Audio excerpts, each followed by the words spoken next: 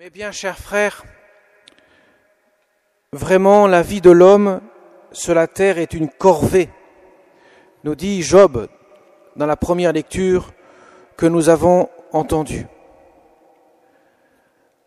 La vie de l'homme est une corvée. Pour lui, effectivement, il a dû subir de nombreuses difficultés, de nombreuses épreuves dans sa vie. Il a perdu tous ses biens jusqu'à ses enfants avant d'être recouvert d'une lèpre qui le rongeait de la tête aux pieds. Et même dans cette extrême misère, Job n'a pas renié, n'a pas rejeté le Seigneur. Il ne l'a pas maudit, au contraire. Son épouse le poussant à le faire et à mourir ensuite, il lui a dit « Tu ne sais pas ce que tu dis ». Et voilà que Job a cette confiance inébranlable dans le Seigneur, et comme pour manifester cette confiance, cette fidélité même dans l'épreuve, il lui redonne au centuple, pourrait-on dire, avec abondance ce qu'il avait perdu. Et tous ses anciens amis qui l'avaient déserté, bien sûr, le reviennent le voir et le couvrent de louanges. Quand tout va bien, les amis sont nombreux. Eh bien, mes chers amis, Jésus vient annoncer l'Évangile en guérissant les malades et en expulsant les démons. Ce sont des actes qu'il pose, pas seulement des paroles. Mais quand on lui amène tous les malades, le soir, après avoir guéri ces nombreux malades et expulsé ces démons, le Seigneur se retire pour prier dans le désert, dans un coin désert, avec le Père. Et on le cherche. On le cherche parce que, bien sûr, on voudrait encore qu'il guérisse encore de nombreux malades. Mais il dit non, allons plus loin. Car je suis sorti pour annoncer l'Évangile, dit-il. Ça veut dire clairement que la vraie guérison qu'il veut apporter n'est pas seulement celle du corps. Jésus n'est pas le médecin providentiel qui serait venu sur la terre pour guérir tous ceux qui sont malades. Il le fait dans un but, pour certains, pour manifester sa puissance divine, bien sûr, et manifester clairement qu'il vient toucher au-delà du corps, mais le cœur de l'homme, car il vient guérir une maladie qui atteint le cœur de l'homme, pas seulement le corps, mais le cœur. Et lui seul peut la guérir.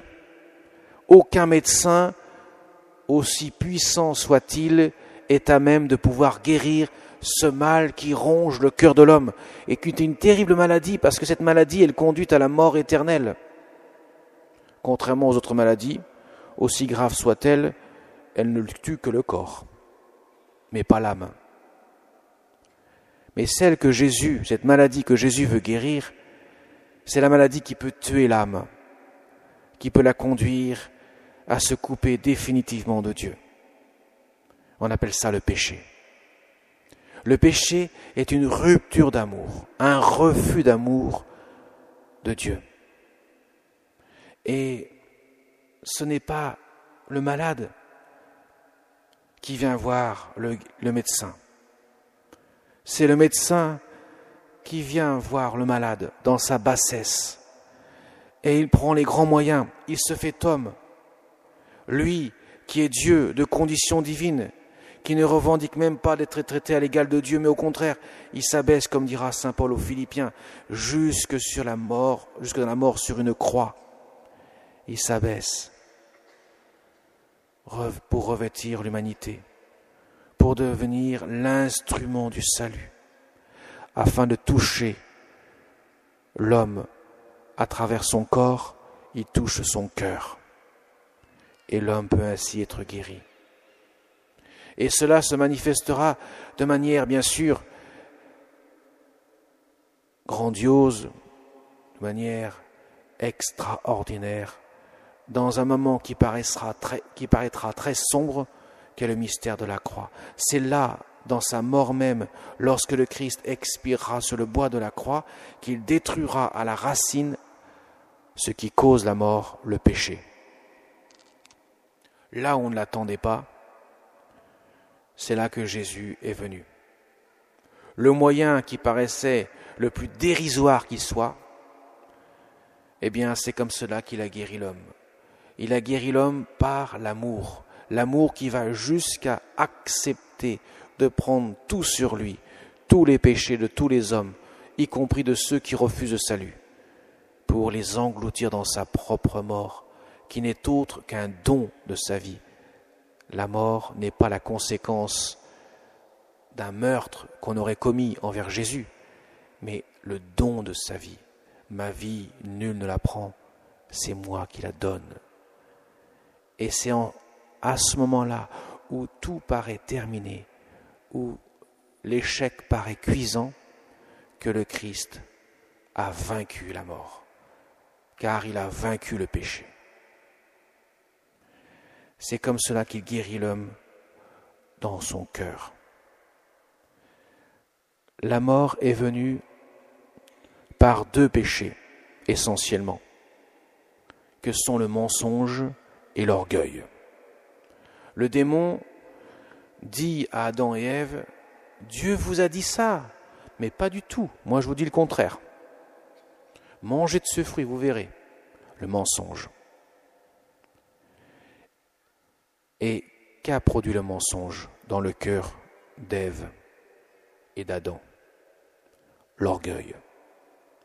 Puisque ce fruit peut nous donner d'être comme des dieux qui connaissent le bien et le mal, pourquoi n'en mangerions-nous pas? Cela a suscité l'orgueil. Et quel moyen Jésus prend-il pour contrer le mensonge et l'orgueil, si ce n'est les vertus opposées aux vices, que sont bien sûr la vérité.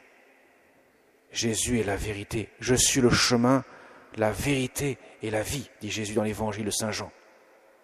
Il est Dieu, forcément il est la vérité. Et il ne peut pas dire le contraire de ce qui est vrai.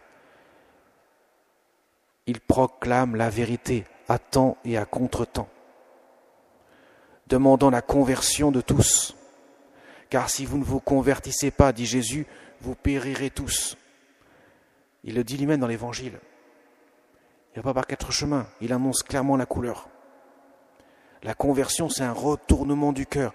Si vous ne vous détournez pas de vos vices, de vos péchés, de vos entraînements à pécher, on appelle ça la concupiscence, si vous ne cherchez pas à combattre, à résister à la tentation, par la grâce que je vous donne, si vous n'accueillez pas la grâce qui vous permet de vous convertir, vous allez errer sur des chemins que votre volonté vous conduira, mais qui seront des chemins de perdition. La vérité. Et que répond Jésus, bien sûr, à l'orgueil? L'humilité.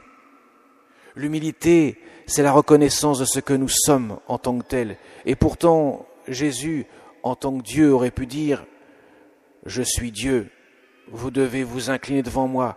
Mais il a voulu prendre l'humanité et en tant qu'homme, il s'est abaissé jusque dans la mort, parce qu'il a pris tous les péchés. Comme dira saint Paul, il s'est fait pécher pour nous. Ça veut dire que devant le Père, il a pris l'abomination de la désolation sur lui, de telle sorte qu'aucun homme ne puisse ne pas être justifié par sa grâce, si tant est qu'il accueille sa grâce. C'est en ce sens-là que Jésus nous justifie, il nous rend juste devant le Père. Quand il voit un baptisé devant lui, le Père des cieux, il voit son Fils bien-aimé. Parce que le Fils Jésus, son Fils unique, a pris tout sur lui et il a enlevé le péché, la honte qui était tombée sur le cœur de l'homme, pour lui revêtir de sa grâce, d'amour. C'est un amour que Jésus donne à l'homme. Et à ce moment-là, le cœur de l'homme ne peut voir que dans le Seigneur cet amour infiniment miséricordieux. Donc il s'est abaissé. L'humilité, c'est la reconnaissance que la grâce vient à notre rencontre. C'est le contraire de l'orgueil qui pense que je peux être Dieu à la place de Dieu, que je peux m'imposer face à Dieu, que je peux être son concurrent. Non. L'erreur du péché, c'est de penser que je peux être Dieu comme Dieu sans lui. La vérité de la grâce, c'est que j'accueille le fait d'être Dieu avec la grâce de Dieu. Car comme le disait saint Irénée, la grandeur de la foi chrétienne, c'est que Dieu s'est abaissé dans l'humanité, s'est fait homme pour que l'homme puisse devenir Dieu, mais par la grâce. Sans la grâce, c'est impossible. Dieu a voulu pour l'homme une telle destinée qu'il puisse partager son éternité. Mais avec la grâce de l'amour. Parce que l'éternité de Dieu n'est autre chose que l'amour. Si Dieu existe, c'est qu'il est amour. S'il n'était pas amour, il n'existerait pas. L'amour est source de vie en tant que tel. Même en lui-même, il est sa propre source d'existence. L'amour donne la vie. Eh bien, dans l'éternité, mes chers amis, nous partagerons l'éternité de Dieu si nous accueillons sa grâce, parce que nous vivrons de son amour éternel. Nous ne cesserons d'accueillir tout l'amour du Père par le Fils, dans le Saint-Esprit.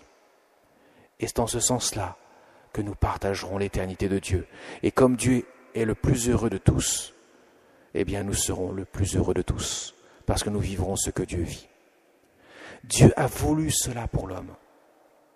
Voilà pourquoi il annonce l'Évangile. Voilà pourquoi il passe de village en village pour annoncer l'Évangile. Voilà pourquoi saint Paul dira, comme nous l'avons entendu dans la seconde lecture, « Malheur à moi si je n'annonce pas l'Évangile !»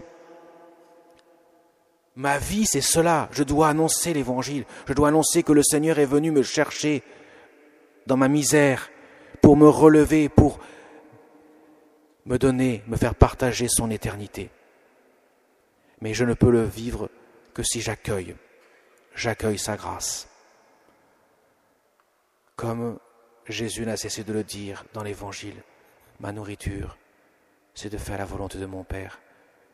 Autrement dit, il dit, je suis fils éternel du Père, parce que je ne cesse de faire la volonté du Père. Je partage son éternité, au point que le Père et moi, nous sommes un. Eh bien, mes chers amis, la Vierge Marie, notre Mère du ciel, elle l'avait compris dans son cœur. Elle avait médité sans cesse, jour après jour. Elle avait compris que le mystère de la croix, qui était un mystère insondable, tellement il est grand, qu'elle-même, dans ce grand malheur de voir cette souffrance qui accable son Fils jusqu'à la mort, elle avait compris que le Seigneur venait sauver l'humanité en acceptant le don de son Fils, en acceptant la mission qu'elle reçoit de son Fils d'être la mère de tous les hommes. Elle avait compris que tout passait par une offrande d'amour, que tout se vivait dans un cœur qui accueille l'amour de Dieu. Alors demandons à notre Mère du ciel de nous aider, jour après jour, à laisser façonner notre cœur, comme une mère éduque son enfant, jour après jour. Il faut du temps pour l'éducation d'un enfant. Ça ne se fait pas en 2 jours. Ça prend des mois, des années. Et aujourd'hui, nos adolescents sont même adolescents longtemps. Ça prend même plus d'années encore. Eh bien, nous avons besoin, jour après jour, de nous laisser façonner par la prière inlassable d'intercession de la Vierge Marie auprès de son Fils bien-aimé. Demandons-lui son aide, elle qui révèle à ses enfants que la prière est le secret du cœur de Dieu. Amen.